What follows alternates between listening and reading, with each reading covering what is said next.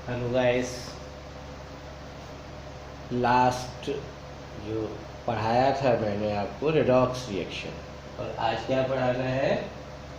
Oxidation number. ये आज 5th part है chemical reaction and chemical education का। आज ये फिनिश हो जाएगा और बड़े ध्यान से पढ़ें, क्योंकि ऑक्सीडेशन नंबर जो रेडॉक्स रिएक्शन मैंने आपको बताया है उसमें ऑक्सीडेशन नंबर जो हम कहते हैं किसका ऑक्सीडेशन हुआ, किसका रिडक्शन हुआ, कौन ऑक्सीडाइजिंग एजेंट हुआ, कौन रिड्यूसिंग एजेंट हुआ, तो ये सारा जानने के लिए आप एक ढंग से ऑक्सीडेशन नंबर जान लीजिए। तो आज क्या जानेंगे आप? इस पार्ट में 5th पार्ट है। Today I am going to teach you the 5th part of first unit, the chemical reaction and chemical education last। और फिर आप लोग अपने कमेंट्स मुझे भेजें और बताएं कि आपको क्या समझ में नहीं आया है। आप एक्सरसाइज करें, प्रॉब्लम कहाँ पर आ रही है।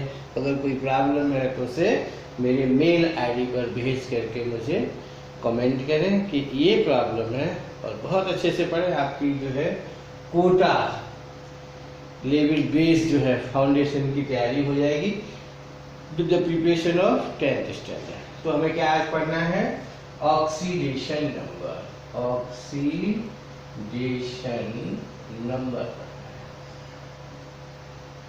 क्या होता है बेटे? ऑक्सीडेशन नंबर देखिए, चार्ज है प्रेजेंट ऑन एनी कॉन्स्टिट्यूएंट, किसी भी कॉन्स्टिट्यूएंट पर चार्ज कितना है।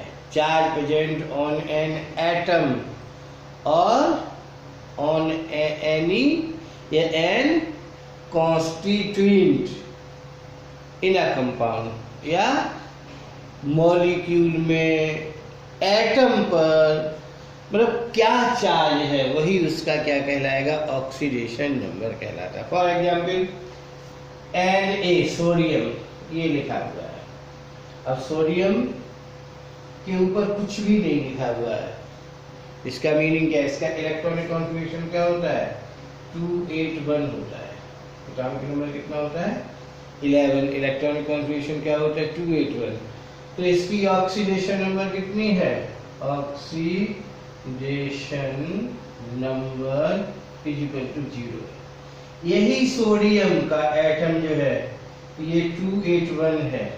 ये भी आपने पढ़ा है कि एलिमेंट हैविंग 1, 2 और 3 electron in their outermost shell have the tendency of losing electron are said to be metal. तो ये आउटरमोस्ट सेल में एक है तो एक लूज कर देगा, और सोडियम पर क्या आ जाएगा? +1 चार्ज आ जाएगा। यहाँ देखें, तो अब इसका इलेक्ट्रॉनिक कॉन्फिगरेशन जो भी है 28 है, लेकिन इसकी ऑक्सीडेशन नंबर कितनी है? +1 है। इसकी ऑक्सीडेशन नंबर कितनी है? इसकी ऑक्सीडेशन नंबर है 0, और इसकी जो ऑक्सीडेशन नंबर है वो कितनी है? +1 है। दोनों की अलग अलग है। इसका मीनिंग क्या है कि चार्ज जो भी है present on an atom is called its oxidation number कहलाता है। तो what about the oxidation number? For example Fe लिखा हुआ है। क्या लिखा हुआ? Fe। इसका ऑक्सीडेशन नंबर कितना है? बता दें। ऑक्सीडेशन नंबर 0 है। Fe++ जब लिखा हुआ है तो ऑक्सीडेशन नंबर कितना है? +2।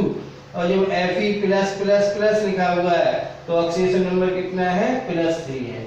फॉर एग्जांपल एक और हम आपको बताते हैं। तो ये क्या है? चार्ज है। Charge present on an atom या on a constituent in a molecule, में जो भी चार्ज है कॉन्स्टिट्यूएंट पर वही उसका क्या है? Oxidation number. फॉर एग्जांपल, और ये देखो Sn है, ठीक है, स्टेनलेस है। अगर हम इसकी बात करते हैं तो इसका ऑक्सीडेशन नंबर कितना है? Oxidation number 0। इस पर कोई चार्ज नहीं है।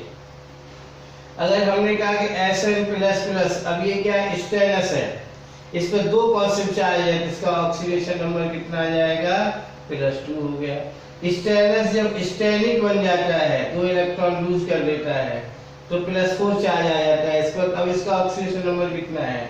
ऑक्सीडेशन नंबर इसका +4 है। इसका मतलब क्या है कि चार्ज जो है, कितना चार्ज किसी भी एटम पर या किसी कॉन्स्टिट्यूएंट पर प्रेजेंट है, वो उसका क्या कहलाता है, ऑक्सीडेशन नंबर कहलाता है। फॉर एग्जाम्पल को देखो, ये क्लोरीन है, इसका एटॉमिक नंबर 17 होता है, इलेक्ट्रॉन कॉन्फिगरेशन क्या होता है, 287 होता है, ठीक है। चलिए, अब क्लोरीन है, अगर यहाँ पर कुछ नहीं है तो इसका ऑक्सीडेशन नंबर कितना है, 0।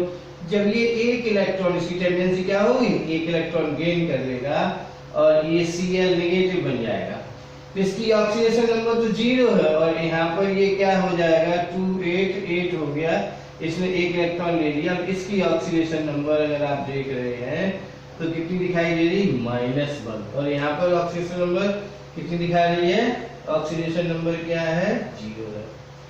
तो ऑक्सीडेशन नंबर मैंने क्या बताया है कि charge present on the atom और on the constituent is called its oxidation number.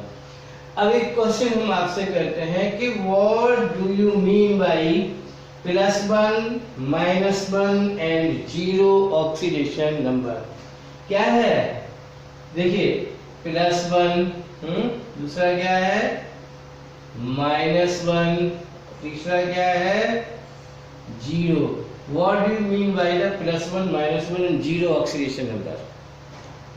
इसका मतलब क्या है, क्वेश्चन क्या है आपका कि what do you mean by +1, -1 and 0 oxidation number? देखिए, इट मीन्स, देखिए, +1, याद रखें क्या कहा मैंने, +1, ठीक है, ऑक्सीडेशन नंबर मीन्स, क्या इसका मतलब है, means that is there is 1 positive charge is present on the atom और ऑन द कॉन्स्टिट्यूएंट, जो भी है उसके ऊपर क्या है, +1 चार्ज प्रेजेंट है। तो आपने क्या कहा, +1 oxidation number means that is +1 जो है चार्ज इज प्रेजेंट है, इसके ऊपर प्रेजेंट ऑन द एटम और ऑन द कॉन्स्टिट्यूएंट। -1 अगर लिखा हुआ है, -1 है ना, ऑक्सीडेशन नंबर का मतलब क्या है, -1 ऑक्सीडेशन नंबर मीन्स, इसी तरीके से क्या मतलब है इसका, that is -1 charge is present on the atom, के एटम पर -1 चार्ज प्रेजेंट है, और 0 ऑक्सीडेशन नंबर, 0 क्या है, हमने क्या बताया, 0 ऑक्सीडेशन नंबर का मतलब क्या है, that is there is no charge is present on the atom और ऑन द कॉन्स्टिट्यूएंट, कि एटम या कॉन्स्टिट्यूएंट के ऊपर कोई भी चार्ज प्रेजेंट नहीं है।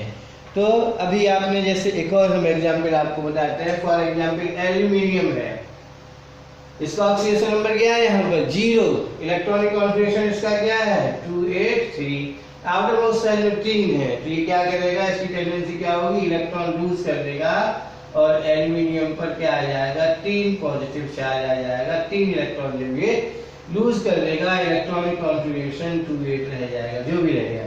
यहाँ ऑक्सीडेशन नंबर कितना है, 0, और यहाँ पर ऑक्सीडेशन नंबर कितना है, +3 है। तो आपने क्या देखा कि चार्ज, जहां पर जो चार्ज है, charge present on an atom is called its oxidation number.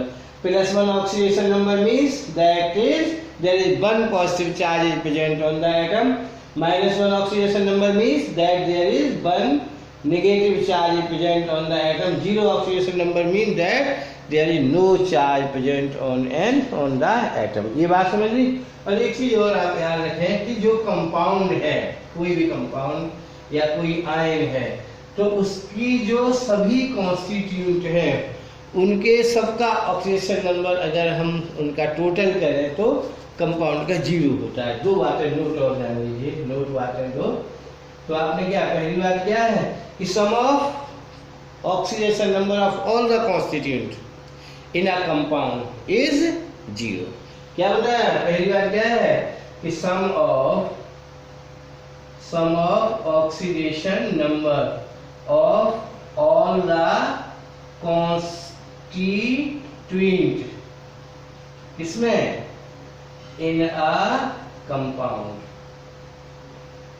Compound is 0। ठीक है। दूसरी बात क्या है कि sum of oxidation number of all the constituent in a ion कितना होता है, in an ion is equal to the charge present on the ion पर जितना चार्ज प्रेजेंट होता है। आपने क्या कहा दूसरा कि sum of oxidation number of all the constituent इसमें इन एन आयन में इज इक्वल किसके बराबर, equal to the charge present on the ion. ठीक है, present on the ion. For example के लिए H2SO4 है। ठीक है, तो ये क्या है, कंपाउंड है। तो इसमें सभी ऑक्सीडेशन नंबर का समेशन हम क्या लिखेंगे, 0। अगर ये कहा जाता है कि ये क्वेश्चन आ जाता है, जैसे हमने स्टार एलिमेंट सल्फर पर स्टार लगा दिया, तो find the oxidation number of star element, है ना। तो हमने क्या कह दिया, मान लीजिए कि late the oxidation number of star element is x है, तो हाइड्रोजन का ऑक्सीडेशन नंबर कितना होगा, आउटर मोस्ट शेल में 1 इलेक्ट्रॉन होता है, उसे लूज कर देगा तो एक प्लस चार्ज आ जाएगा, तो +1 इंटू कितना लिखा हुआ है 2। सल्फर का हमें फाइंड करना है x मान लिया।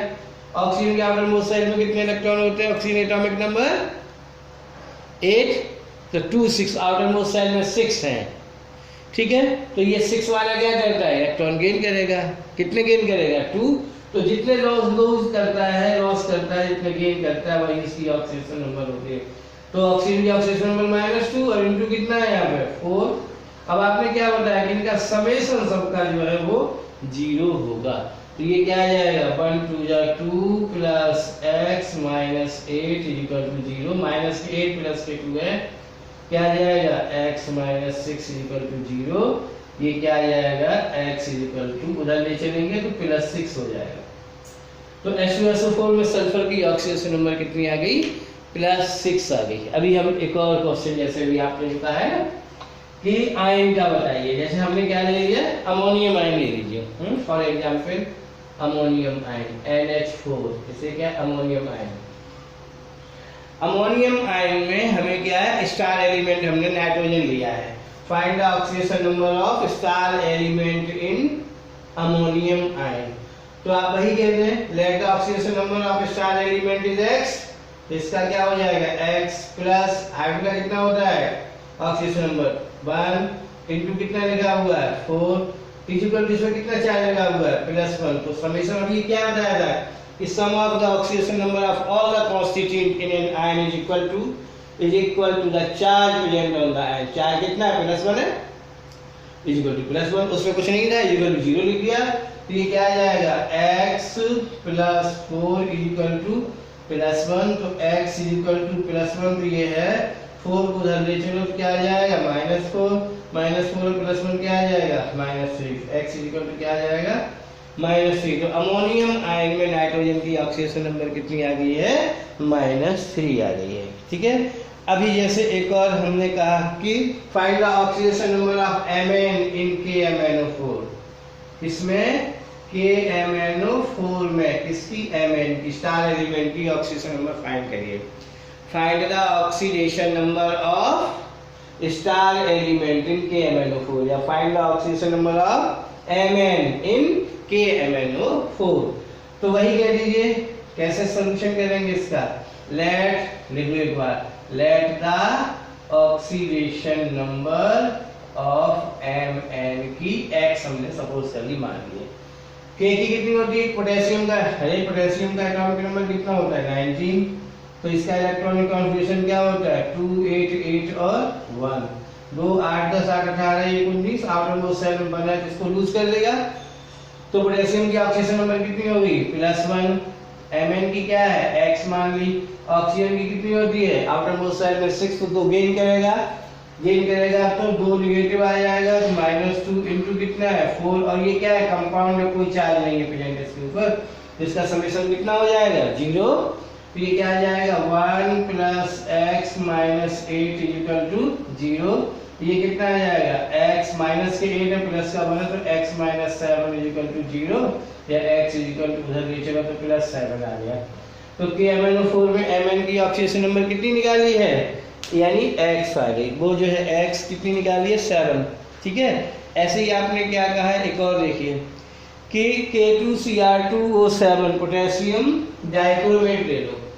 आपने कहा find the oxidation number of K2Cr2O7 में Cr की बताइए। देखिए क्या है K2Cr2O7, ये Cr की ऑक्सीडेशन नंबर फाइंड करिए। फाइंड द ऑक्सीडेशन नंबर आप, ये क्या है पोटेशियम डाइक्रोमेट। क्या नाम है इसका, पोटेशियम डाइक्रोमेट में क्या है क्रोमियम की निकालनी है। तो आप वही कह लीजिए लेट द सॉल्यूशन करिए इसको। तो क्या कहेंगे late the oxidation number of Cr की हमने x सपोज कर दी मान ली।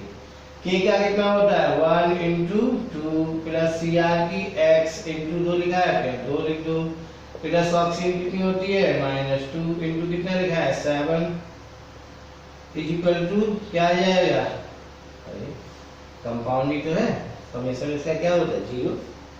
ये क्या आ जाएगा 2 plus 2x minus 14 equal to 0। तो 2x माइनस के 14 प्लस के 2 है तो -12 इक्वल टू 0। तो क्या आ जाएगा 2x इक्वल टू उधर ले चलो प्लस का 12 और ये 6 टाइम हो गया तो x इक्वल टू कितना आ गया +6 आ गया। तो K2Cr2O7 में Cr की ऑक्सीडेशन नंबर कितनी आ गई है आपकी +6 आ गई। अब जैसे आपने क्या कहा है कि सल्फेट आयन है, सपोज करिए क्या दिया हमने सल्फेट आयन में सल्फर की।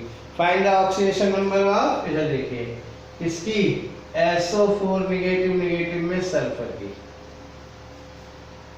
तो कैसे, वही है सॉल्व कर लो इसको। Late the oxidation number of sulphur S की क्या मान ली x, तो ये आ जाएगी x प्लस ऑक्सीजन कितनी होती है ऑक्सीडेशन नंबर -2 और इनटू क्या है 4 इक्वल टू कितना लिखेंगे 4 जितना प्रेजेंट है तो -2 प्रेजेंट है -2 लिख दिया। तो ये क्या आ जाएगा देखो x -8 इक्वल टू -2 देखो तो x इक्वल टू -2 तो ये 8 उधर ले चलोगे प्लस के 8 हो गए तो x इक्वल टू क्या आ जाएगा +6 आ गया। SO4 नेगेटिव में सल्फर की ऑक्सीडेशन नंबर कितनी आ गई है +6 आ गई है। अब जैसे एक और देखिए find the oxidation number of sulphuric H2SO4 में सल्फर की अभी निकाली थी आपने। चलिए आपने क्या कहा है एक और ले लो ClO4 नेगेटिव में Cl की निकाल दीजिए पर क्लोरेट में, इसमें पर क्लोरेट क्या फार्मूला होता है, ये है ClO4 नेगेटिव में किसकी निकालनी है Cl की, ये आयन है पर क्लोरेट है, इसका नाम क्या है पर क्लोरेट आयन है। यहाँ क्या लिखोगे late the oxidation number of Cl की x है, ये आ जाएगी x प्लस ऑक्सीजन कितनी होती है -2 इंटू 4 इक्वल टू क्या है -1। तो ये क्या आ जाएगा x -8 इक्वल टू -1 तो x इक्वल टू -1 है, इधर ले चलो +8 तो x इक्वल टू कितनी आ गई है +7। ClO4 पर क्लोरेट में Cl की कितनी आ गई है +7 आ गई है ना। ऐसे ही ये आपने अब रिडॉक्स रिएक्शन का जब कोई क्वेश्चन आता है तो ऑक्सीडेशन नंबर देख लीजिए कि फिर ऑक्सीडेशन नंबर घट रहा है या बढ़ रहा है ना, तो उसका क्या हो रहा है ऑक्सीडेशन हो रहा है रिडक्शन हो रहा है। अगर ऑक्सीडेशन हो रहा है तो रिड्यूसिंग एजेंट है, रिडक्शन हो रहा है तो ऑक्सीडाइजिंग एजेंट है। ये सारा मैंने आपको पढ़ा दिया था। अब कुछ बातें जो है थोड़ा सा कुछ रह गया था चैप्टर, जैसे कोरोजन है तो what do you mean by the corrosion, in topic को 2-4 टॉपिक्स जो है इन्हें और समझ लीजिए। तो क्या होता है कोरोजन बताइए, क्या बताना है corrosion CORROSION corrosion. Corrosion means क्या है रस्ट होता है, रस्टिंग होती है। देखिए तो आपने क्या बताया, ईटिंग अप ऑफ मेटल है फ्रॉम इट्स सरफेस, सरफेस से किसी मेटल का ईटिंग अप है। आपने लोहे पर जंग लगते देखी है ना, ऐसे ही लोहे के अलावा और भी मेटल्स पर जंग लगते देखी है। जो ज़्यादा रिएक्टिव है उन पर ज़्यादा लगती है, जो कम रिएक्टिव है उन पर कम लगती है। सिल्वर पर भी रस्टिंग होती है, तो कोरोजन क्या है, रस्टिंग है। तो आयरन की रस्टिंग, रस्टिंग ऑफ आयरन कहलाती है। या कोरोजन क्या है, कॉमन वर्ड है सभी के लिए, कि सबके लिए कोरोजन वर्ड्स यूज करते हैं।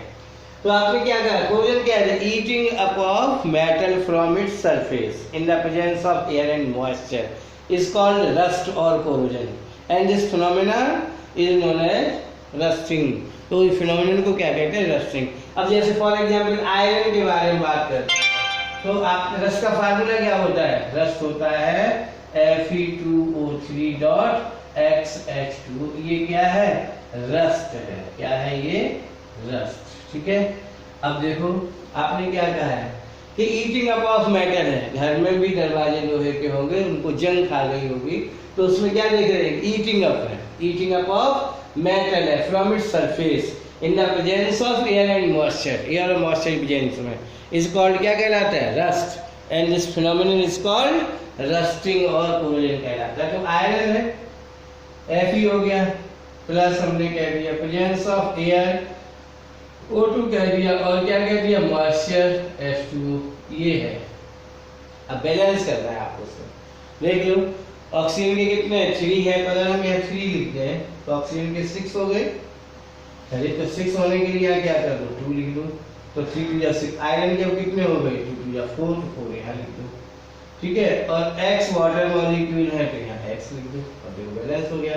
तो आपने क्या कहा है कि ईटिंग अप ऑफ मेटल है from its surface in the presence of air and moisture is called corrosion और rust, and this phenomenon is called rusting. यहाँ क्या फॉर्मूला, ये क्या एग्जाम्पल है, रस्टिंग या रस्टिंग ऑफ आयरन भी कह सकते हो।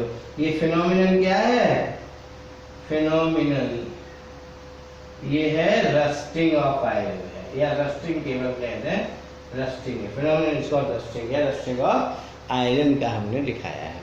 तो कोरोजन किसी के लिए कॉमनली नाम ले सकते हैं आप, है ना, कि process of eating up of metal from its surface in the presence of air and moisture is called rust, and this phenomenon is called rusting. अब एक वर्ड और है इसमें, गैल्वेनाइजेशन है। गैल्वेनाइजेशन क्या होता है, देखिए व्हाट इज गैल्वेनाइजेशन। गैल्वेनाइजेशन देखिए क्या है, गैल्वेनाइजेशन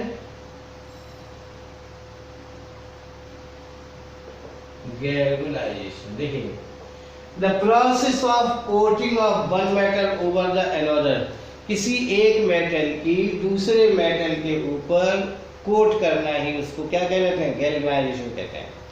फॉर एग्जाम्पल जस्ता, जिंक जो होता है आयरन के ऊपर जस्ते का कोट कर दिया जाता है। फॉर एग्जाम्पल आप देखो जो रेल की पटरियां हैं, आपने अक्सर देखा होगा कि उन पर काला काला नीचे से पोतते रहते हैं कर्मचारी जो है ना, लाइनमैन जो है लगे रहते हैं, पोतते रहते हैं सारी पटरियों को। तो वो क्या करते हैं कि जस्ता घोल लेते हैं। जस्ता एक ऐसा मेटल है जो आग नीचे से जला दो वो डिजोल्व हो जाता है, घुल जाता है, फिर उसको जो है कपड़ा लेकर के या ब्रश से किसी तरीके से उसको क्या करते रहते हैं, पटरियों को पोतते रहते हैं, तो उन पर जंग नहीं लगती कभी। तो क्या है, गैल्वेनाइजेशन करते रहते हैं, किसका, जिंक का। किसके ऊपर करते हैं, आयरन के ऊपर। तो क्या कहा है आपने, the process of coating of one metal, या in the process of electrolysis कर लेते हैं। अरे इलेक्ट्रिसिटी के द्वारा क्या कर लेते हैं, यानी इलेक्ट्रोलिसिस कर लेते हैं। तो यह सीधा द प्रोसेस है of coating of one metal over the another one, कि किसी एक मेटल का दूसरे मेटल के ऊपर क्या करना, कोट कर देना ही क्या कहलाता है, गैल्वेनाइजेशन कहलाता है। For example galvanisation of zinc over iron, zinc का आयरन के ऊपर कोट करना क्या कहलाता है, galvanisation of zinc over iron कहलाएगा। तो गैल्वेनाइजेशन क्या है, process of coating of one metal on the another one is called galvanisation. आपने देखा है कि लोग चांदी के आभूषण बनवा के ले आते हैं, सोने का उसके ऊपर से पानी फेरवा देते हैं। इसका मतलब क्या है, कोटिंग किसकी करा देते हैं, गोल्ड की। है क्या, सिल्वर है। तो क्या है, the process of coating of one metal over the another one या over the surface of another metal is called galvanization. For example, galvanization of zinc over silver. अरे जस्ट सोने की चांदी के ऊपर एक परत चढ़ाना क्या कहलाता है, उसका गैल्वेनाइजेशन कहलाता है। अब देखिए एक और क्वेश्चन इसमें रह जाता है, रेंसिडिटी क्या होता है, रेंसिडिटी। चलिए इसको समझा देते हैं। Rancidity, what do you mean by the rancidity and the substance are said to be rancid? देखिए, food containing fat और oil, फैट हो या ऑयल हो, are kept exposed and unprotected, their taste and smell changes, that is they becomes rancid. The phenomenon is called rancidity. क्या कहा है मैंने, the food containing fat or oil are kept exposed. क्या हो जाता है, exposed and unpleasant, their taste and smell change, that is they becomes rancid, and this phenomenon is called rancidity. देखिए नहीं यार, जैसे जो भी फूड्स हैं जिनमें क्या है, ऑयल है या फैट है, एयर में क्या हो जाता है, उनका ऑक्सीडेशन हो जाता है। एयर मिल जाए तो ऑक्सीडेशन हो ही जाएगा, और फिर उनका टेस्ट बदल जाता है, उनकी स्मेल बदल जाती है, अर्थात वो स्पॉयल हो जाता है, खराब हो जाते हैं। तो ये क्या है, that is they becomes rancid हो जाते हैं, मतलब खराब, स्पॉयल हो जाते हैं। फिनोमिनन क्या कहलाता है, रेंसिडिटी कहलाता है। उनका टेस्ट चेंज हो जाता है, उनका स्मेल चेंज। आप सपोज करिए आज आप बहुत बढ़िया सब्जी बना के रखिए किसी की भी, और किसी काम से बाहर चले जाए, 10 दिन बाद लौटें, फिर वो सब्जी आप देखें खा करके तो कैसी होगी, सड़ जाएगी ना, तो इसकी गंदी स्मेल आएगी उसमें, क्योंकि उसमें वो क्या था, फूड भी था। अगर उसमें फैट भी था और ऑयल भी था, तो food containing fat and oil when exposed into air for a long time, yeah, exposed into air, they spoil it, their taste and smell changes, that is they becomes rancid. The phenomenon is called rancidity कहलाता है। अब बात आती है method to prevent rancidity को prevent, रोकने के क्या उपाय हैं। देखिए, बाई एडिंग एंटीऑक्सीडेंट। देखिए एक तो ये है कि एंटीऑक्सीडेंट उसमें मिला दीजिए। आपने देखा है, आप लेज खाते हैं, जो चिप्स होते हैं आलू के, उन्हें खाते हैं, महीनों पहले के भरे होते हैं, उसमें जो भी पैकिंग होती है उसमें, तो उसमें क्या है, क्या मिला देते हैं, एंटीऑक्सीडेंट मिला देते हैं। अदरवाइज नाइट्रोजन जो इनर्ट गैस के रूप में होती है वो भर देते हैं, वो भी क्या है, एंटीऑक्सीडेंट का वर्क करती है।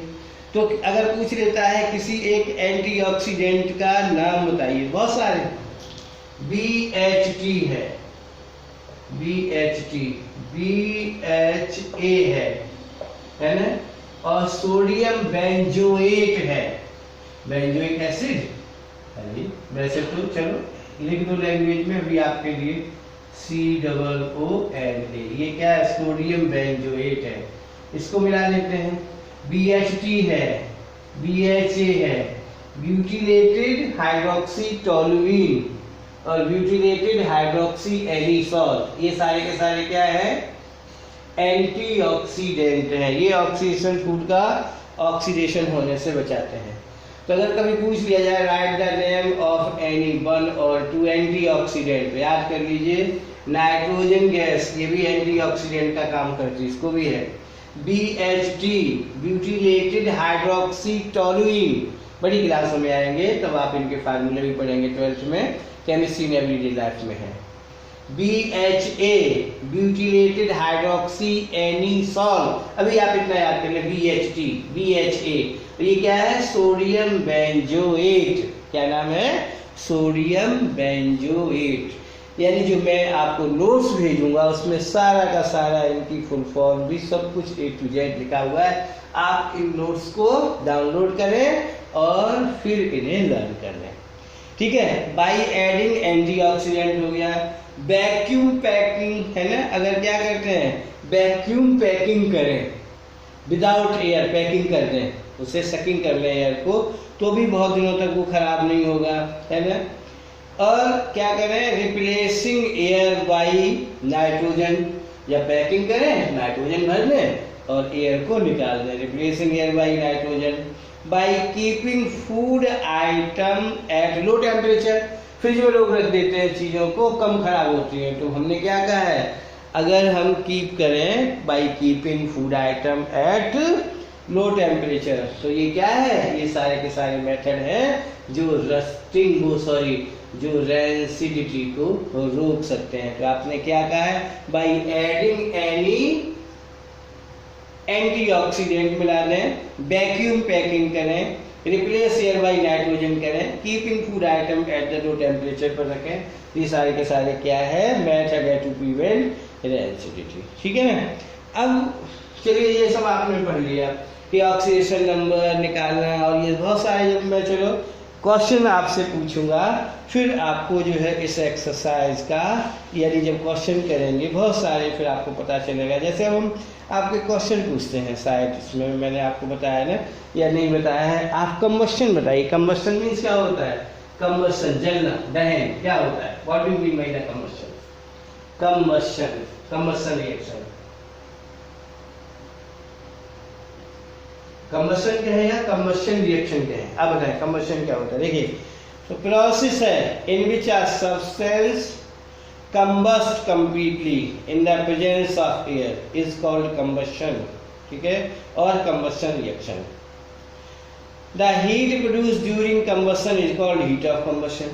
For example क्या है, जलाना, कार्बन है और एक मोल कार्बन को एयर में क्या करें, कंबस्ट करें, क्या बन जाएगा, कार्बन डाइऑक्साइड बनेगी, और हीट, जहां भी कार्बन डाइऑक्साइड बनती है हीट प्रोड्यूस होती है। ठीक, क्या देख रहे हैं, ऑक्सीडेशन है, वही ऑक्सीडेशन है, कॉम्बिनेशन ऑक्सीजन, ये कंबस्शन हो गया इसका। कंबस्शन मीन जलाना, दहन करना। तो process in which a substance क्या है, combust completely in the presence of air, the process in which a substance combust completely in the presence of air is called combustion कहलाता है, दहन कहलाता है, ठीक है। And the heat produced during combustion is called heat of combustion. For example ये ले लिया आपने, मीथेन का कंबस्शन ले लो, CH4 का जब कंबस्शन क्या है कि जलाना है, दहन करना है किसी कंपाउंड को एयर की प्रेजेंस में, कंप्लीटली दहन करना, जलाना। तो जब मीथेन का कंबस्शन होता है, जो आपके घरों में LPG गैस है, उसमें मेनली क्या है, 80 से 85%, 90% मीथेन होती है। तो मीथेन का जब कंबस्शन होता है तो क्या बनता है, हमेशा याद रखना, कार्बन डाइऑक्साइड और वाटर बनता है, ठीक है। ये मैंने आपको पहले भी बताया था, HE हीट भी निकल गई इसमें, ठीक है ना। तो HEAT हीट। तो अब बैलेंस कर लीजिए, हाइड्रोजन के 4 हैं, तो यहाँ पर क्या क्या 2H2, ऑक्सीजन के 2 2 4 हो गए, तो यहाँ पर 2 कह दीजिए, कार्बन का 1 है, कार्बन का 1 ही रहा, तो कार्बन डाइऑक्साइड और वाटर बन गया। प्रोसेस क्या कहलाता है, कंबस्शन है। तो आपने क्या कहा, कंबस्शन क्या है, process of burning of a substance, the process of burning of a substance in the presence of air is called combustion. Process of burning of a substance in the presence of air is called क्या कहलाता है, combustion. And the heat produced during combustion is called क्या कहलाता है, heat of combustion कहलाता है। चलिए अब एक्सरसाइज पर चलेंगे, और जितने भी क्वेश्चंस आप घर से करें और हम आपको